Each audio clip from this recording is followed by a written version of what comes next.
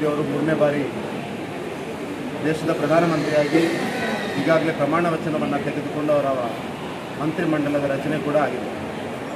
ಮುಂದಿನ 5 ವರ್ಷಗಳ ಕಾಲ ಭಾರತ ವಿಕಸಿತ ಭಾರತದ ಕಡೆಗೆ ಹೆಜ್ಜೆ ಹಾಕಲಿಕ್ಕಿರುವಂಥ ಈ ಒಂದು ವಿಶೇಷವಾದ ಸಂದರ್ಭದಲ್ಲಿ ತಾಯಿ ದುರ್ಗಾ ಪರಮೇಶ್ವರಿಯ ತಾಯಿ ಭ್ರಮರಾಂಬಿಕೆಯ ಹತ್ರ ಬಂದು ಪ್ರಾರ್ಥನೆ ಮಾಡಿ ಅವರ ಆಶೀರ್ವಾದವನ್ನು ಬೇಡಲಿಕ್ಕೆ ಬಂದಿದ್ದಾರೆ.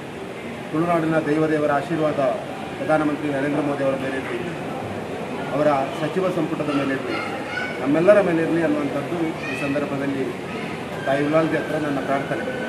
ಕಟೀಲು ದುರ್ಗಾ ಪರಮೇಶ್ವರಿಯ ಭಕ್ತನಾಗಿದ್ದುಕೊಂಡು ತುಳುನಾಡಿನ ಎಲ್ಲ ದೇವಿ ಸಾನ್ನಿಧ್ಯದ ಭಕ್ತನಾಗಿದ್ದುಕೊಂಡು ಇವತ್ತು ನಾನು ಒಂದೇ ಪ್ರಾರ್ಥನೆಯನ್ನು ಮಾಡ್ತಾ ಇರುವಂಥದ್ದು, ದೇವರ ಆಶೀರ್ವಾದ ನನ್ನ ಮೇಲೆ ಇರಲಿ, ತುಳುನಾಡಿನ ಜನರ ಪ್ರೀತಿ ಸಹಕಾರ ನನ್ನ ಮೇಲೆ ಇರಲಿ.